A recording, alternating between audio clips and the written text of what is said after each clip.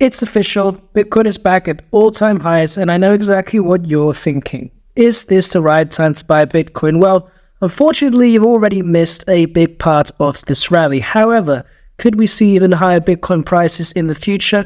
I definitely think so. There's still some juice left to squeeze. However, I definitely believe that a lot of the Bitcoin narratives that people are expecting, such as the idea that Bitcoin is going to hit over $100,000, may not come true in this cycle. So in this video, I'm going to tell you exactly what my expectations are for Bitcoin. I'm going to outline my price targets, and I'm even going to let you know what my strategy is in terms of scaling out of Bitcoin as we approach what I consider to be the highs in Bitcoin. Now, the basis of my thesis here is that oftentimes when the whole market expects something to happen a certain way, markets have a way of surprising us and disappointing investors. And if everyone is expecting Bitcoin, for example, to rally after the halving, then we get a rally ahead of the halving, something we've already seen. If Bitcoin is expected to go over 100K in this cycle, we may just stop shy of it. And in a similar way, if everyone is expecting altcoins and miners to outperform Bitcoin, investors might once again be surprised this time around. So without further ado, I'm going to go ahead and explain what my targets are for Bitcoin by dispelling these current myths. First myth is that Bitcoin will continue to rally after the halving. This has indeed happened in the last 4 cycles, and we can actually outline the different parts of the Bitcoin cycle as it relates to the halving. And now just a bit of context, in case you're not that familiar with Bitcoin, the halving event is when the reward for mining Bitcoin gets slashed in half. Therefore, the amount of new supply that can be minted goes down, and it makes it harder to create Bitcoin into existence. Now, if we look at this long-term chart of Bitcoin, we can appreciate how there is a bullish, bearish, and then what we might call a consolidation phase. So kicking off with 2011, after Bitcoin was released, we had a big bullish move, then a bear market, and then that consolidation in orange, just ahead of the halving. Following the halving in 2017, what did we see? Well, another huge rally, or rather 2016, saw a huge rally, then another bear market, and then in the orange there's some consolidation. Then once again, 2020, huge rally, of course, after that COVID sell-off as well, right ahead of the halving.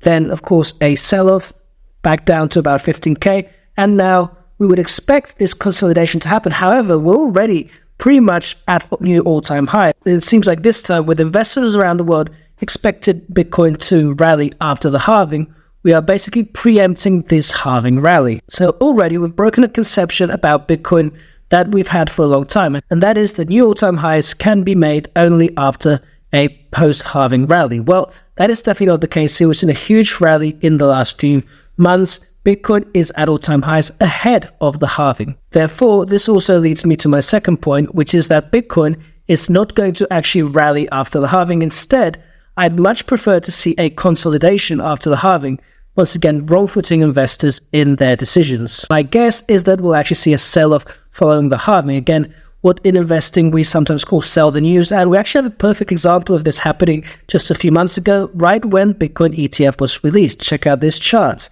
As we can see, just as Bitcoin ETFs were approved, we actually had a substantial, or at least for Bitcoin in a bull market, a substantial sell-off, just exactly as those news were released. So again, it is very possible that investors saw this and decided to take profit. Now, the reason I see a sell-off after the halving is partly because of my Elliot wave perspective. Now, I use Elliot wave to chart out different important levels and the structure in the Bitcoin price. And basically what I'm seeing now is that we're pretty close to topping in a wave 3. So what I've done here, as we can see, we're measuring an impulse from the recent lows. What we can see is that we are now fast approaching the 2.618 extension of our wave 1. That is, we took the length of our wave 1, measuring from the bottom of the wave 2, and now we're basically closing on the 2.618 extension at about 71,000. This, in my opinion, would be a good point to reverse within the next month or two. Remember, the halving is about 50 days away, and that would then give way to a wave 4 sell-off. Again, it doesn't necessarily have to be a very deep sell-off. Waves 4 oftentimes more just long and a bit more shallow, so we could just retrace to about 40 or 50 before, and this is important, a final push up. However, this would happen right after the halving, just when everyone is expecting Bitcoin to really go parabolic. I believe we could see a kind of bear market within this bull market. Now, the other common kind of Bitcoin assumption that a lot of people have is that Bitcoin is going over 100,000 in this cycle. Well, It's a very neat number. Obviously, it's very easy to just say, oh, it's going to go over 100k. Now, we did reach about 65,000, so it just kind of makes sense proportionally in people's heads that that would be the right number. However, once again, I just don't think that it's going to play out the way everyone wants. Now, I have my own targets based on Elliot wave analysis and some other metrics such as the rainbow chart. Once again, using Elliot wave analysis and Fibonacci extensions, so we can give some potential price targets for Bitcoin. For example, go ahead and look at this chart. Now, what we can see here is a little bit more zoomed out. And we can see that the top that we made back in 2021 was the top of our wave 3. Then we had a retracement in a wave 4, so this is the larger Elliot wave picture. And what I've done here is I've measured basically that last bear market we saw from about 2021 to 2023. And in terms of fib levels, we're looking at the 1.236 and the 1.618 extension. This, according to fib rules, is a pretty reasonable level for that wave 5 to reach. Now go ahead and look at where that leads us. The 1.236 extension leads us to about 91,141, while the 1.61 extension takes us all the way to about 150k. Now, there's a lot of different ways of measuring targets in Elliot wave. I could also make an argument for 250 perhaps, but again, I think that it's prudent to use the 90k as a lower level. Also, if you observe this top trend line going from the recent 2 peaks, I think that that could act as resistance as we try and break up towards 100k. Now, the other reason I think that 100k, maybe even 200, seems about the reasonable range, definitely not a million, as some people expect, is because, for example, of the proportionality of the recent Bitcoin rallies, and this can be seen quite clearly on the Bitcoin rainbow chart. The Bitcoin rainbow chart simply maps out Bitcoin based on a logarithmic growth curve and applies different colored areas to kind of show where we're in the cycle. However, notice that with every cycle, Bitcoin gets further and further away from the top of the rainbow.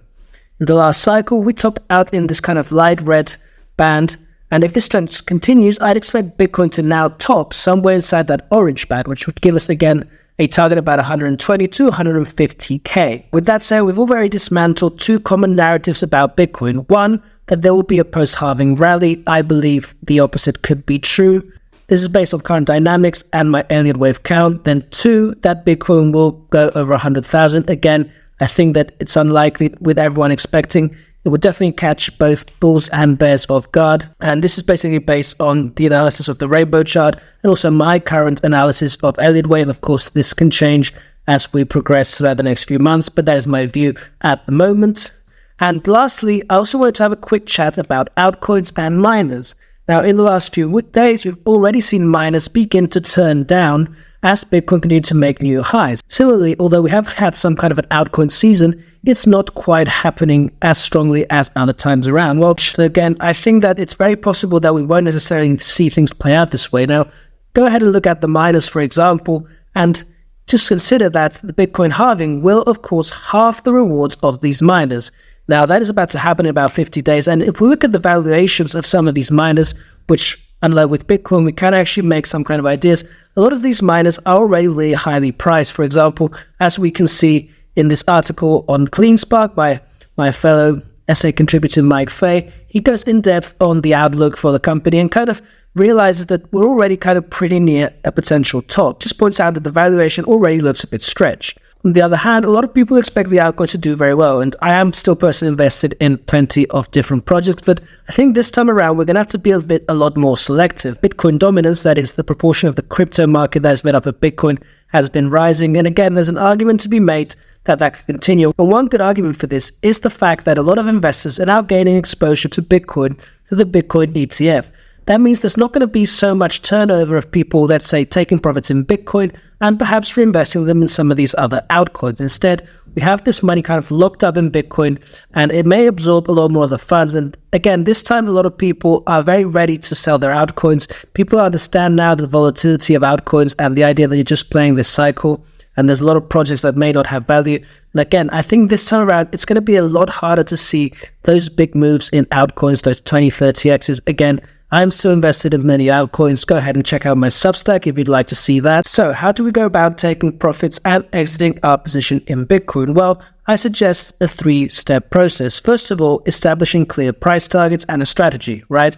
If we don't have a clear price target and a strategy, we can't really play this game. Now, first of all, important to mention that part of my strategy is to always keep a long-term core holding of Bitcoin and keeping, let's say, 20% of my Bitcoin holdings always there. Now, within that, I have a range that I'm looking at selling between 90 and 150k, and the way I'll do it is like this. So we can go ahead and see in this chart that I basically laid out kind of my exit strategy based on that, what you might call a triangle strategy, where after reaching my first target at 91,000, I would basically sell off close to 50% of what I'm looking to sell. And then above that, I would have another 2 tranches as we go even higher, 30%, and then maybe 20% if we do indeed keep 150 again. This is from the amount that I would be willing to sell, and I would still be keeping a long-term Bitcoin core. Now, the other important thing to look at is basically momentum, and basically looking at the market to give us a clear signal that Bitcoin has lost its momentum and that it's time to sell. And that to me can be done with exponential moving averages and also the RSI. So go ahead and look at this chart. As we can see, EMAs are more sensitive than moving averages, and in the last cycle, when the 20-week EMA crossed below the 50-week EMA, the bear market began in full swing. So again, using this as a signal, so selling when this signal triggers could save us from potential downside. On the other hand, we have the RSI. If we look, for example, again, at the top made in the last RSI, we had that kind of double top.